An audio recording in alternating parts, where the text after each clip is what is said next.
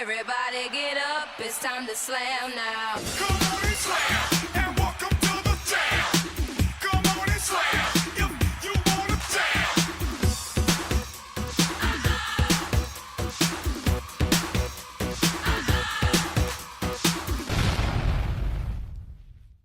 Blood from the deer hanging upside down from the branch, her head facing hell, screams like music from her mouth.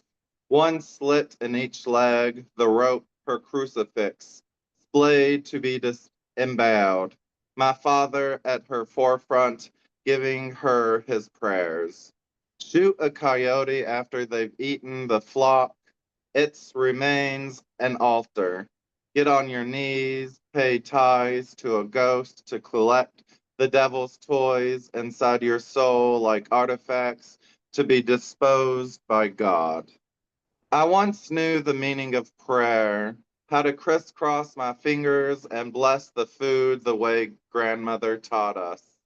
Now our hands parade across the table to rip apart meat displayed at the central part of the mill. Savages who've lost all self-control. When I was young, my friend's father told me to pick a chicken. I pointed to the one that loved me. He took it by the neck and swung it around. Its body moved like a noisemaker. Who's naked up in here? Naked in the city, naked in the boondocks, naked in the sanctuary. An open mic is a place of praise and worship, a refuge. Get naked. Be not ashamed of exposing yourself like Adam and Eve. Get naked. Let it all come off until you appear transparent. Take off your sheep in wolf's clothing. Take off your internal editor. Take off your self-defense mechanism. Take off your pride. Get naked with your feelings until you become vulnerable. Let the ink flow like mascara baptized in tears. Write, speak, perform public nudity. Show your ass. But whatever you do, don't show your ass to a family court judge. I don't care how much the system keeps fucking you with no lubricant, fucking you without even the courtesy of a complimentary reach around. Just accept that you are fucked. Under no circumstances do you say fuck it, then turn around, drop trial, and moonshine the family court magistrate. Under no circumstances should you be bent over screaming, since you're so hell-bent on fucking me, because you will get held in contempt. Instead, take all your contempt for injustice, take all your contempt for unfairness, and go to the open mic. Wear nothing but a birthday suit cut from the cloth of self-expression. Bare ass your soul. Undress. Address your grievances. Give a Gettysburg Address-esque offering. Emancipate your voice. Disclose. Testify. Talk about fighting the good fight. The bad and ugly fight. Share your struggles. Get real. Get free. Get naked. On mornings of soft pain like a stone bruise, I hold some strange worry for your heart. As you slip off to work, preceded by chemtrails of a Marlboro cigarette, wafting in the cul-de-sac. There at 5 a.m., I coddle concerns and cold coffee, wonder if the mask will slip and others will see through the steel that you have built around you, inside you, fabricated throughout veins, within the marrow and between the bone. There at the steel plant where you tell others what to do and they listen, unlike me, standing like a Stasi with emotions zipped up into a crisp Carhartt jacket. Haifischaugen, das Schwarzstiefel, Arbeit macht frei, ja sicher. They might notice the wedding ring missing from your fat, fastidious hands, some slippage of humanity that is neatly stowed away, crunched and compartmented into an ironically rainbow-colored Excel spreadsheet. It just might leak out, like a burst of a swimmer's ear onto the factory floor like an OSHA flow. And then there will be yellow caution tape, Achtung, the screaming of conveyor belts, all seeing fluorescent lights like highlighters. beeping machines with nervous eyes blinking, unsolving the mystery of an East Berliner man, bayleans of the ventilation system working slower and harder against it all.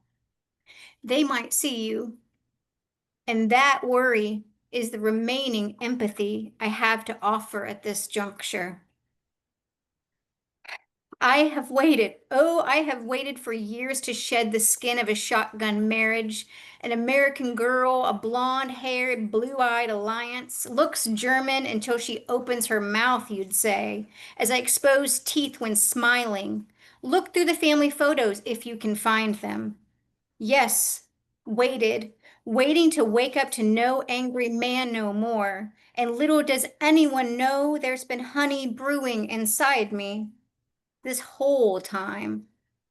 Fire of the heart cooking a slow roux, naturally healing paste, slow and intentional stirs. The patience never afforded to me, and that which he will never taste. There's Wellbutrin in my brain, and I'd like to get it out. It has stayed far too long, the formidable clout of its club-fisted edges, that pried out my eyes and deftly snipped stitches from my brain. In dreams, my teeth have mostly fallen out. And I wonder, I whisper aloud, too loudly, where I was, what I did yesterday in a cloud.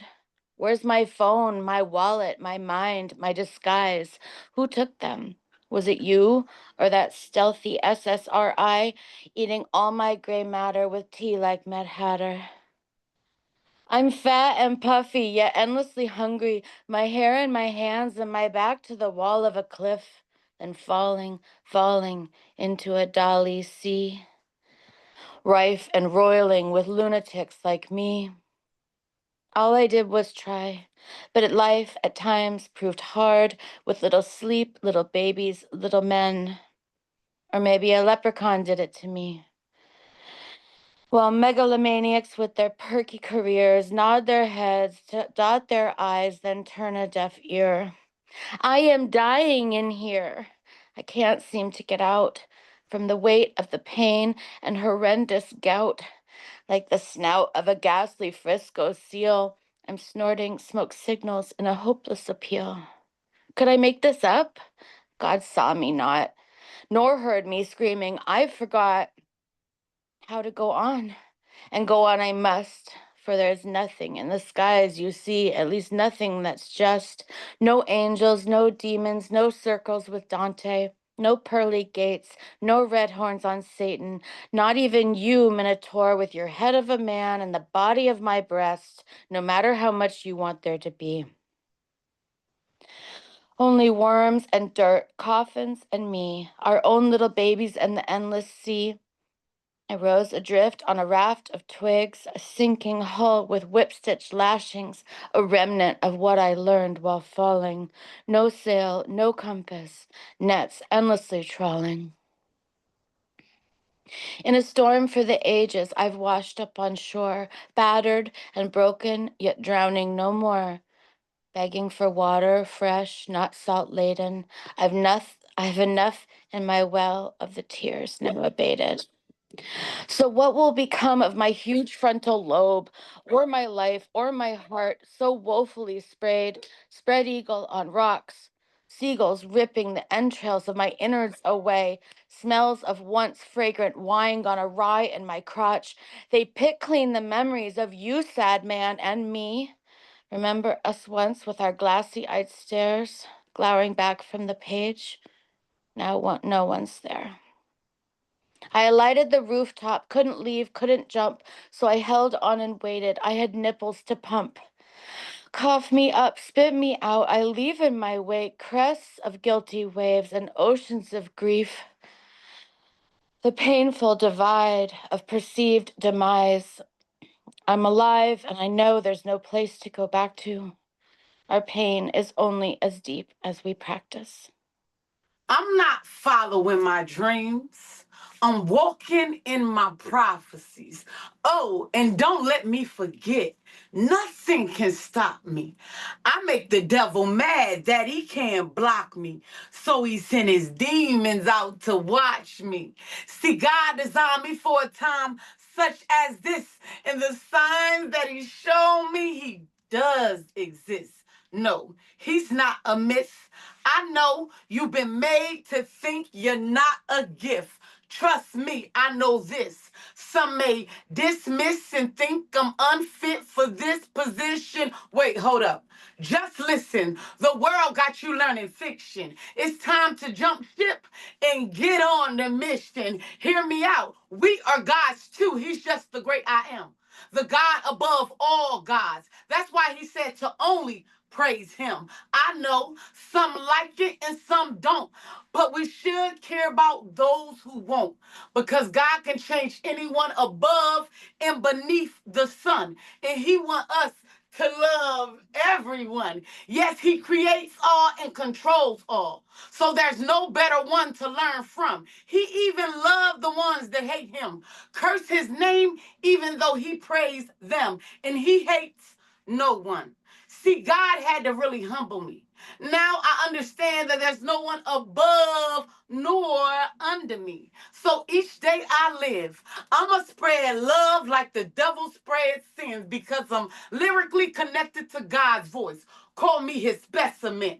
I'm activated. Don't call me an activist. I do not negotiate with terrorists within the confines of a relationship. You will not issue me a list of demands, ultimatums, and threats of reprisal, retaliation, and revenge if I do not acquiesce, bend the knee, and capitulate to your Taliban tactics. If it's your way or the highway, I will be on the side of Interstate 95 holding a copy of The Hitchhiker's Guide to the Galaxy, four fingers firmly pressed into palm and thumb fully extended. I do not negotiate with terrorists within the confines of a relationship. You will not hold me hostage by withholding your love, a love that comes with terms and conditions. I will not check the box which states, I have fully read this agreement and consent to all its stipulations. I will not co-sign anything under duress. You will not press, stress, or disrespect me and call it diplomacy when it walks and talks like gaslighting. It is what it is. Emotional violence, manipulation, sacrificing me like a lamb over rice to get what you want. You want me to be your H7 pawn.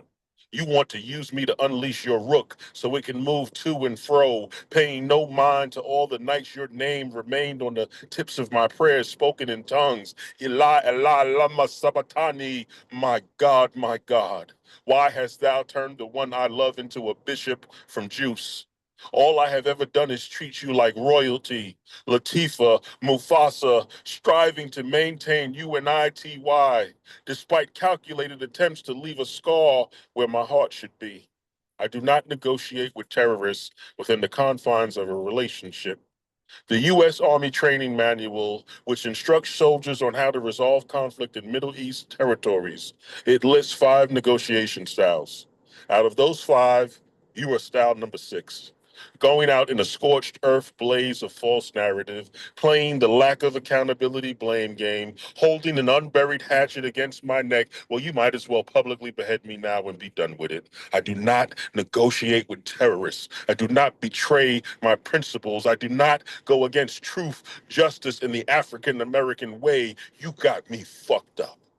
You must be blinded by the dark side of the force, thinking you can force me into submission when I have survived the hold of Sergeant Slaughter's Cobra Clutch. Oh my goodness. Somebody just FaceTimed me. I'm sorry. When I have survived the hold of Sergeant Slaughter's Cobra Clutch, Greg the Hammer Valentine's figure 4 leg lock, the Iron Sheik's camel clutch, and Bob Backlund's chicken wing with Texas Pete's hot sauce on the side. Under no circumstances will I take the side of my captor. There will be no Stockholm syndrome. If I hear you on the phone discussing my ransom, I will be in the background yelling, "Don't pay him shit!" You will have to duct tape my mouth and throw me into the darkness of a car trunk, for I will be the bane, For I will be the bane of your hostage-taking existence. Ah, you think the car trunk darkness is your ally. You merely adopted the car trunk darkness. I was born in it, molded by it. I didn't see the light until it was a song by the rapper Common. By then, it was nothing to me but blinding. And as sure as the five blind boys are from Alabama, and as sure as The Blind Side is a white savior movie starring Sandra Bullock, I will not be bullied. I will not have my past weaponized. No guilt trip formed against me shall prosper. Do what you will. Whatever way you wish to do it, I will not yield. I will not tap. I will not cry Uncle Ben or Aunt Jemima or Pearl Milling Company because I do not negotiate with terrorists. There's a shower chair in the tree row, and alongside it a pair of crutches, propped against the neighbor's mailbox. And this is all that is known about them. That they must have healed from something, standing alone again, in some shape or form, somewhere. Ouroboros. A snake will consume itself, tail and mouth, when sick, as a devotion of self to control pain. And here we are. I miss that boy too. I bet he fought really hard and I love him. I wish I knew him. Maybe I do. I remember the empty pit in my stomach, like dragon bile. On that day I felt you struggling. I knew you were going under the knife. You know, the little girl who stood by watching, she died too. The day her daddy said goodbye and went to a new house and a new lady person, and for some reason without me. And I knew in that moment he wouldn't marry me. Instead, would probably marry her, I guessed, at age 8, and then he did. I stopped trying on rings, ashamed of my vanity. All other hardships superfluous to the death I died that sunny August day as I squinted into the sun and nodded my head dumbly. Yes, Daddy, I understand. When really I never would. Funny, a straitjacket can be imposed upon a little boy, while a little girl who could have flown to the moon chose not to, but rather checked herself in for being subpar. She did unthinkably stupid things. She fell off porches on purpose, like a fainting goat, crashed her car into an oak, took a few extra Tylenol. No one was paying enough attention. I was invisible except to the predator who eats alive the little girls who hate being little and virginal, who hate being little and adorable, who long to be lanky, blonde, rich, sexy, cool, smoking, wearing tight jeans, making out with Stevie by their locker, just with lips, not yet tongue.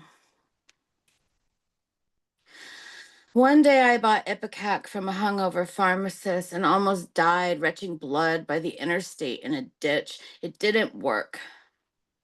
Daddy didn't come home. Stevie never dated me. I am still the little girl vomiting her insides out, trying to purge the hurt, the betrayal, the assault of a best friend's brother on my lower body.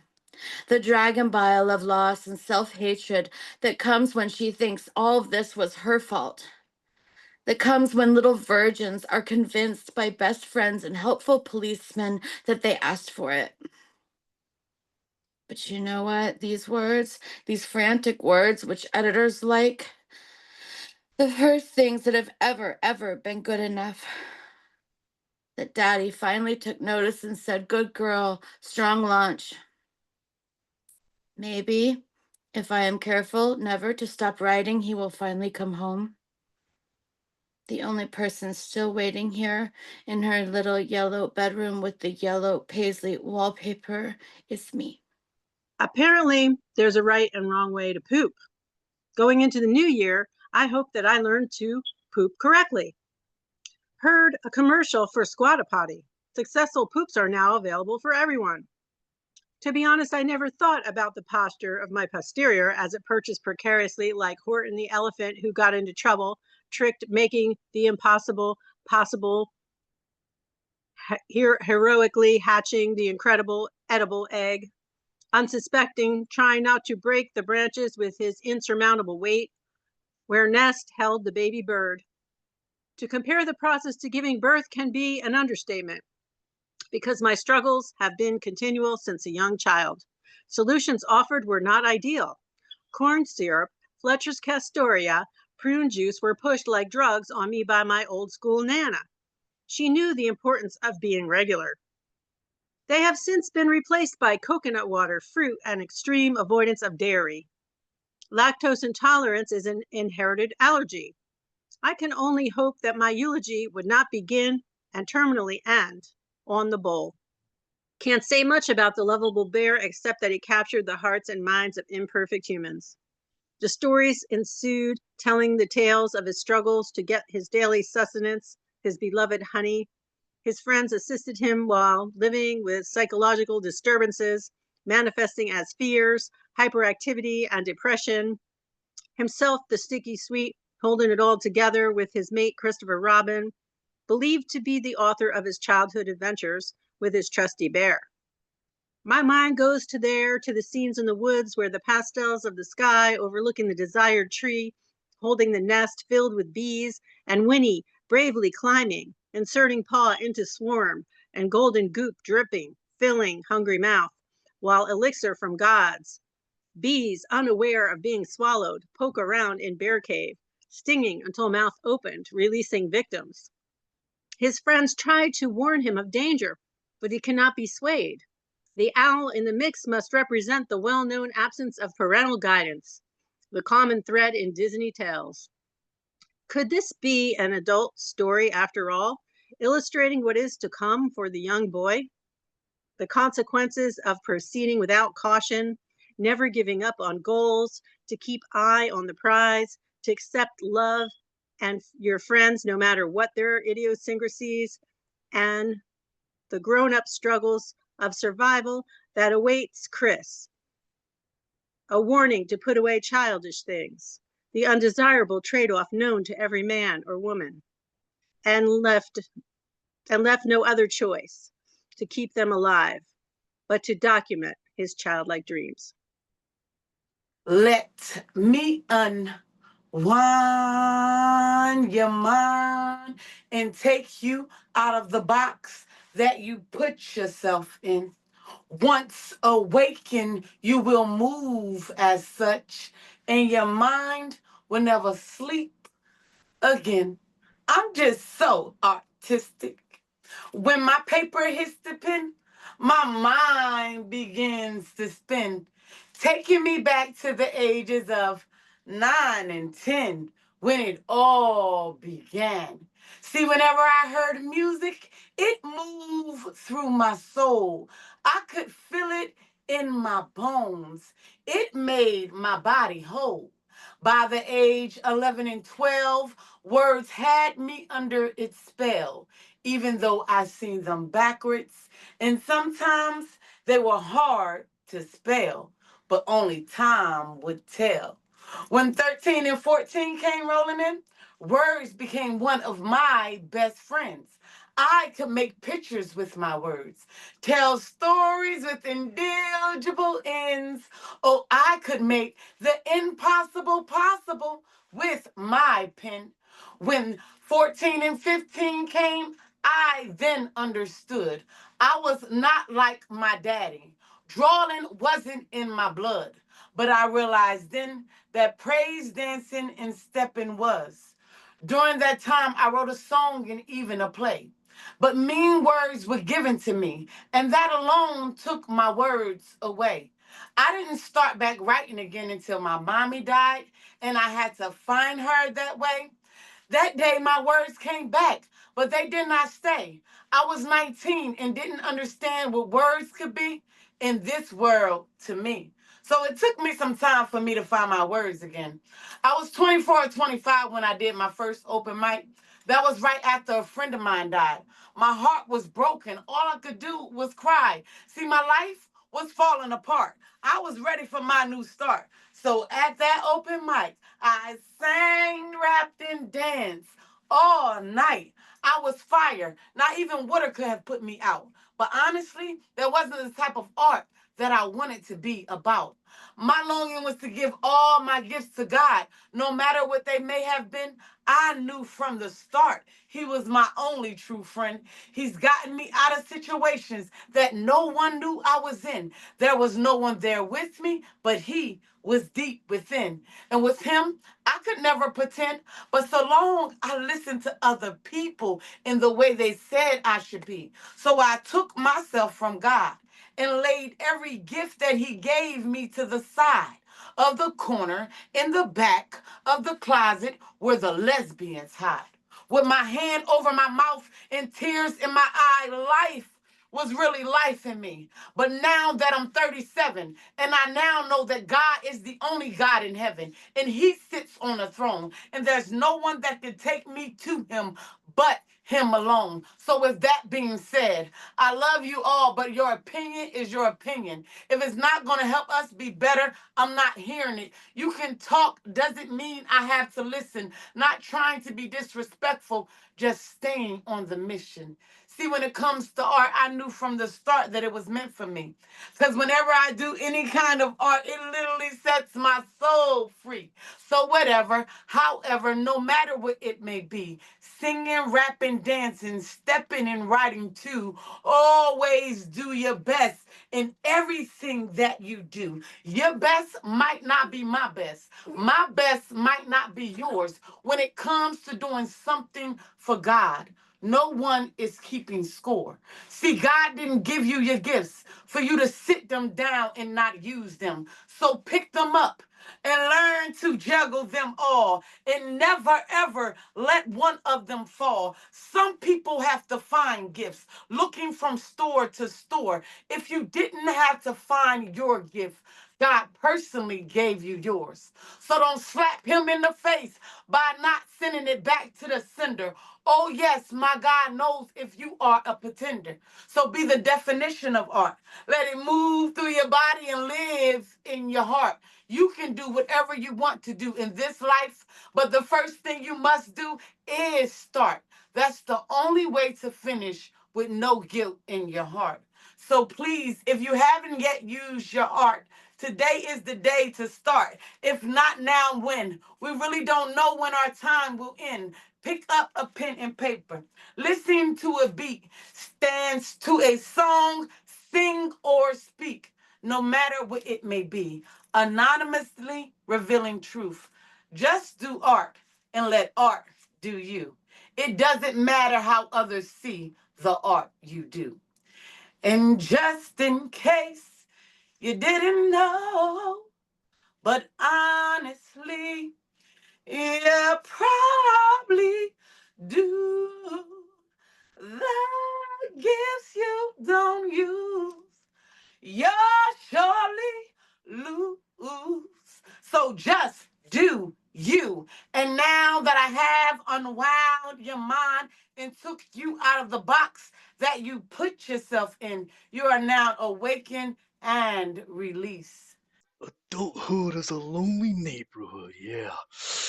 I've walked down that lonely road in a world that's treated me coldly. Dead body cold, yeah. There've been times in my prime in which I had a better chance of pushing a camel through the eye of a sewing needle than finding warmth in this emotional ice age, yeah. But all it takes is a little spark that illuminates through the dark, finding its way to grow into an ember that was within company warmth that will soon render into a wildfire that doesn't destroy, but rather builds into a ball of intensity that rivals the forces of 1,000 suns. Yeah, I'm gonna render you into a state of shock. Yeah. And you won't be coming down for a long time, yeah! I'm gonna make you sigh and wheeze and sweat and bleed, and you've been feeling to get bit in a car wreck, but I won't make you bleed! The harder the conflict, the more glorious the triumph! There's nothing wrong with a little shrubbery in the patches, yeah. Nothing wrong at all. Nothing wrong with grabbing a little bit of bush and tugging it by the roots and see how you react with the nerve endings that shoot up from that area up to the spine to the divine leak in your mind. Yeah, and then you've been finding something you've never found before, and it's a new kink. Yeah, it's a new kink. And before you know it, you will succumb to my might. You'll be looking up at the lights, cause I'll be rising to the top because I'm the cream of the crop, yeah. And you'll be consumed by the madness, yeah. The madness will consume you faster than the blink of an eye. It will happen so fast you won't be able to talk about it, yeah. Life comes at you fast, but you will be coming faster, yeah. So don't blink an eye, don't buy any ripe bananas, don't plan too much of your future, yeah? Because by the time the dust has been settled, you'll be reduced into a puddle of pleasure in which I will bask and bathe in. Ooh, yeah! For years, I've dried the tears of many birds, not just pigeons. I have a spiritual bond with nature's aviators. They understand me, and I understand them. It's people I can't understand. Humanity has bit too much more off than it could chew from Mother Nature's eternally sacrificing and giving hands. It hurts me to see the way people hurt each other. The way hurt people, the way we all hurts. It's a shame how the rest of the planet suffers because of so much hurt. Humanity needs to learn and apply the lesson of turning negatives into positives as opposed to combating negatives with negatives. But I digress. As I flew towards the sun, I felt I was chasing the horizon forever. Arnold, life is so much different when your head is in the clouds. Everything feels so much smaller. You, me, the troubles we face, the worlds, and everything in it. Despite of all the things I've seen, the places I've been to, the birds I have befriended, I haven't been able to meet another Arnold. Your kindness is a mighty flame that brings warmth and light to anyone who comes close enough. Empathy is an ability that's becoming lost in time, and my time is coming to an end. Arnold, don't be sad. I am but a man whose head is in the clouds. But you have time on your side to be the link that binds human and birds together. Never give up. Trust your instincts and reach for the sky. I miss you. Warm regards, Vincent. P.S. Always wash your berries before eating them and fly towards the sun. When it comes to breathing, there are hard days and even harder days. Depression be King Kong pounding on my chest. Lately, I've been feeling like rice in a fishnet. I can't keep it together. I can't hold it in. My mind feels like a jigsaw puzzle scattered around the room, and I don't have all the pieces or the picture to reference to put myself back together again. I just know I'm not supposed to be this way. We are here again, and I'm not sure how we got here or when we arrived, but I'm writing for survival again. And I thought I was done with these type of poems, the ones that are easy to write, birthed from darkness, the ones that fall out of my pen as easy as the sky, writing about the darkness that stains everything I touch, this black thumb killing whatever happiness I'm trying to cling to, writing about the anger in the basement. What else do I do with it? Where else do I put it? But I find if I don't give these poems life, I won't have mine for much longer. I need this pen like my lungs need oxygen. Be it walls or paper, the need to write is critical. It's life-saving. It's like CPR when my footsteps think of carrying me too far off the ledge. I do it here, whatever it is my mind tells me to do, because in real life, I know there is no coming back from it. I'm a mother now. So when these fantasies of walking off bridges pull me from my sleep, there is no other choice but to write. I won't sell my children to depression, leaving them to feel they weren't worth staying. I'm writing for survival again. No matter how many times we end up here, because if I don't give this darkness life, I won't have mine for much longer. I push the button when there are abnormalities. It draws my heartbeat. My heart is an artist. Unfortunately, I was born in a tree. I was supposed to be born in a skyscraper. I read poems to the lake, and yet again, no one in the woods applaud, and I bury the book I brought like a seed, like a coffin. My heart creates another piece of art. We became codependent. I field dress you, hollow out your chest cavity. I crawl into the gutted space and transform you into my suit, and put my arms through your arms, and put your hands on like gloves, and put my legs through your legs, and put your feet on like socks, and put your face on like a mask, and put your hair on like a helmet, and made sure our mouths lined up so I can lick your lips like we are kissing, and I use your cock to masturbate so we can come together. And that's that poem. Yo, that ending line was crazy. I use your cock so we can masturbate and come together. Wow. Wow. Come together I'm telling right you, that's now. the, Oh my goodness. the only Thank you. The only face I seen was Dre's, and it was just like a blank expression for a moment, and it made me laugh. I had someone tell me I read this horrible poem one time, and then when I was done, I was like, and someone's like, and I was like, and it was the last poem, and I was like, thank you, and they're like, only you could read a horrific poem, and then 1 second later, bring a smile and say thank you so excitedly. So this is it's I might have lied a little. It's about mania, but it's not like about mania, but it is. I try to write in the sense of how mania works in my head. And it's called I Can't Find Myself Back from the Mania. And a balloon expands. My husband has to call his therapist. The sound the rubber makes my body quiver. He wants to die again. The balloon is on the cusp of bursting. The balloon, like a bomb. The shrapnel when it explodes. The balloon. My husband calls his therapist. She tells him to breathe through his mouth and out his nose. The balloon inhales until it explodes. My husband breathes out. The color of the balloon.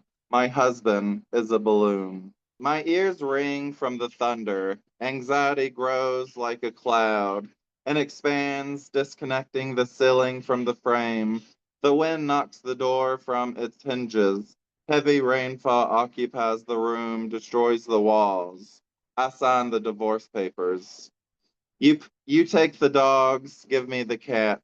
You take the house, I grab the keys to the car. You acquire the bills, I pull from the driveway on two bad tires and 10,000 miles overdue for an oil change. My therapist said, you live two different lives. The intersections never opened after it shut down for road work. The orange cones kept getting in the way, made U-turns normal. Delays made things change. My cats fight in the back seat. They learn from what they're taught. I hear one yell, I can't wait until the Supreme Court dissolves our marriage, so it'll be easier for me to leave. The other is left grasping.